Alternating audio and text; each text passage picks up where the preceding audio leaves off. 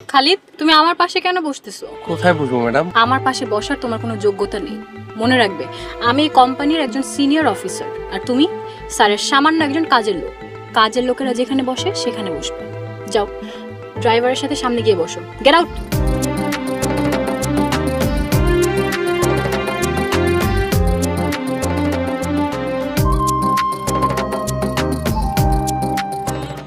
আসসালামু আলাইকুম চাচা মিয়া, কেমন আছো? এই মেয়ে, আপনি মানে কোন আক্কেলে চাচা কইতেছেন? আপনি কি আমার আক্কেল দাঁত উঠে নাই? আপনার চোখে সমস্যা আছে, ভালো আছে ডাক্তার দেখা। আপনি আমার মেট্রো রেলে উঠাইছেন, শাহবাগ জাদুঘর ঘুরাইছেন, আর খুব ভালো লাগছে। চলে, কালকে আমরা চিড়িয়াখানায় যাবো। এই, আচ্ছা, আমার কি খেয়ে দিয়ে কোনো কাজ নেই? আপনাকে নিয়ে চিড়িয়াখানা, শিশু পার্ক ঘুরে বেড়াবো? চলেন, বাসায় চলেন। ভালো করে নিজেকে আয়নায় দেখুন, এরপর আপনার পাশে আমাকে কল্পনা করুন কোন অ্যাঙ্গেলে আপনার সাথে আমাকে যায়। আমি আধুনিক শিক্ষায় শিক্ষিত একটি মেয়ে, আর আপনি? আল্লাহ, তুমি মহান, তোমার দয়ার জন্য এই বান্দা কৃতজ্ঞ। শুক্রিয়া মাবুদ, শুক্রিয়া। আমি আপনাকে রিকোয়েস্ট করবো, মিম যেন কোনোভাবেই আমার পরিচয়টা না জানে। কিন্তু কেন স্যার? এটা আমার রিকোয়েস্ট। ইভেন ঢাকা অফিসের কেউ যেন আমার সম্পর্কে না জানে। Okay sir, I got it. Khalid, তোমার কি হলো? একটা কফি দিতে এত সময় লাগে? মিস্টার নাজিম, আমি রাখছি। বাহ খালিদ, তুমি তো বেশ ভালো কফি বানাও। স্যারকে বুঝি মজার মজার খাবার রান্না করে খাই ইমপ্রেস করেছো। বেশ উন্নতি করেছো। সবই আল্লাহর ইচ্ছা, আমি তার বান্দা, চেষ্টা করেছি মাত্র। দুঃখজনক, তুমি ঢাকা ইউনিভার্সিটিতে পড়াশোনা করে স্যারের কাজের লোক। আমাকে দেখো, আমি সিনিয়র মার্চেন্ডাইজার, বেতন মাসে লাখ টাকা। তোমার কি মনে হয় আমি সাকসেসফুল? আপনি অনেক উন্নতি করেছেন। তখন যদি আমার তোমার সাথে বিয়ে হতো, তাহলে কি হতো? এতদিনে 2 বাচ্চার মা আর তোমার মতো চাকরের সেবা দাসী। এখন আমাকে দেখো, মাসে লাখ টাকা বেতন, 3 মাস অন্তর অন্তর বোনাস, হাতে আইফোন, অফিসের গাড়ি। কি মনে করো আমি কেমন আছি? মাশাআল্লাহ, আপনি অনেক ভালো আছেন। ঠিক আছে, তুমি তোমার কাজ করো। তোমার সাথে কথা বলতে দেখলে স্যার আবার আমাকেও চাকরানি ভাববে। ম্যাডাম, স্যার আজ বের হবেন না, আপনি কাল আসুন। আপনি বাসায় চলে যান। ও, বাসায় চলে যাব? স্যার তো তাই বললেন। ওকে খালিদ, তুমি ভালো থেকো, আর তোমার কফির জন্য ধন্যবাদ। আচ্ছা খালিদ, তুমি কি বিয়ের সাথে কিছু করেছো? তোমার বেবি কয়টা? না ম্যাডাম, বিয়েটা আসলে এখনো করা হয়ে ওঠেনি।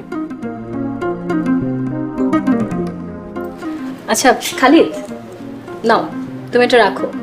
আরে ধরো, তোমার স্যার দেখবেও না জানবেও না। রাখো তো, আমি আসি। ম্যাডাম, আপনার বেবি কয়টা? শোনো খালিদ, আমি না তোমার মতো বুড়ো হয়ে যাইনি। আমার বিয়ের জন্য অনেক সময় পড়ে আছে। নাও ধরো, রাখো, আমি আসি।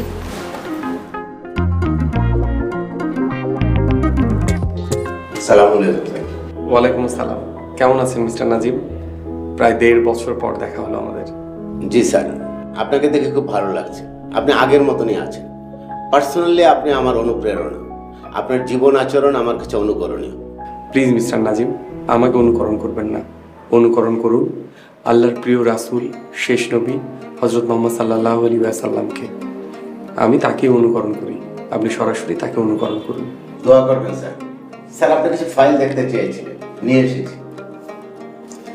নাজিম, অফিস ফাইল এগুলো বাহানা মাত্র।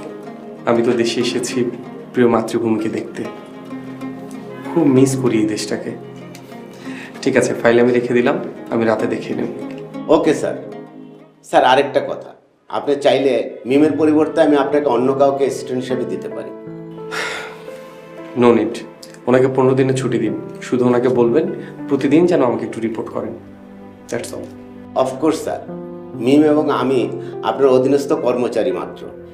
আপনি যা বলবেন তাই হবে। কিউরিসিটির জন্য ক্ষমা চাচ্ছি স্যার। স্যার, আপনি আপনার পরিচয় মিমের কাছে গোপন রাখছেন কেন? বিষয়টা একান্ত ব্যক্তিগত। প্লিজ আমাকে এই ব্যাপারে এখন কিছু জিজ্ঞেস করবেন না। তবে কথা দিচ্ছি, আমি যাবার আগে অবশ্যই আপনার কৌতূহল দূর করে যাব। এটা আপনার পার্সোনাল ব্যাপার। স্যার, তাহলে আমি এখন আসি। যদি কোনো প্রয়োজন হয় আমাকে ডাকবেন। ঠিক আছে, ভালো থাকবেন। আসসালামু আলাইকুম। ওয়ালাইকুম আসসালাম।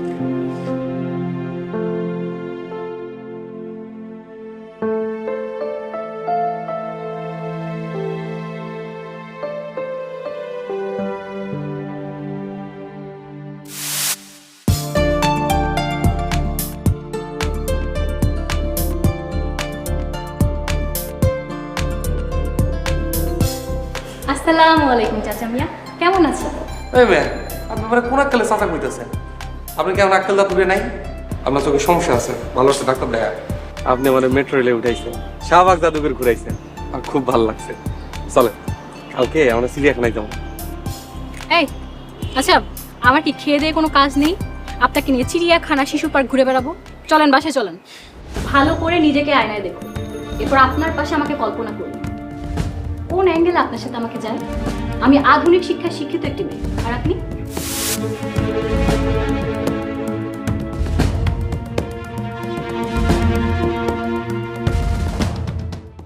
আল্লাহ, তুমি মহান। তোমার দয়ার জন্য এই বান্দা কৃতজ্ঞ। শুক্রিয়া মাবুদ, শুক্রিয়া।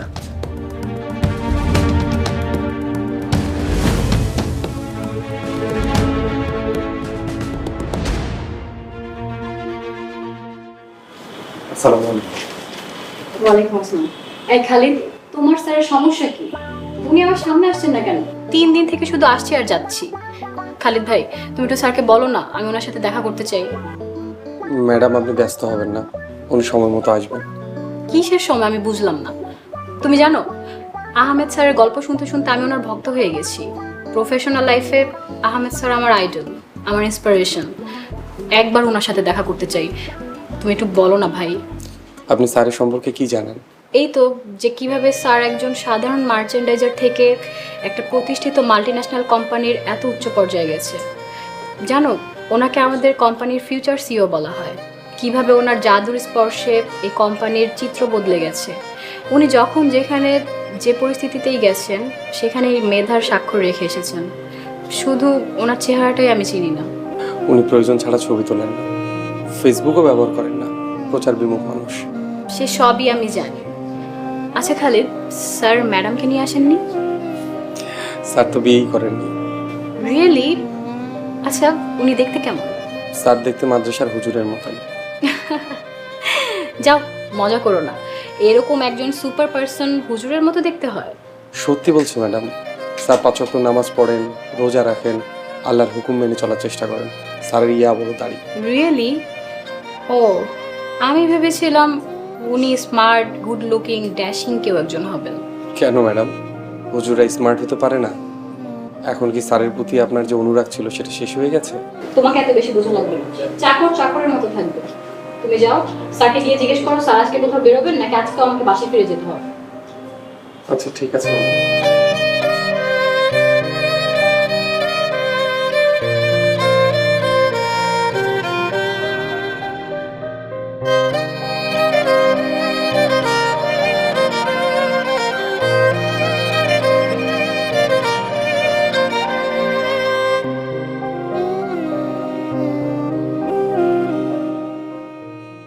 হ্যাঁ মিস্টার নাজিম, আমি অফিসে আসতেছি। জি, আমি যেভাবে বলছি ঠিক ওভাবেই করবেন। হ্যাঁ ঠিক আছে।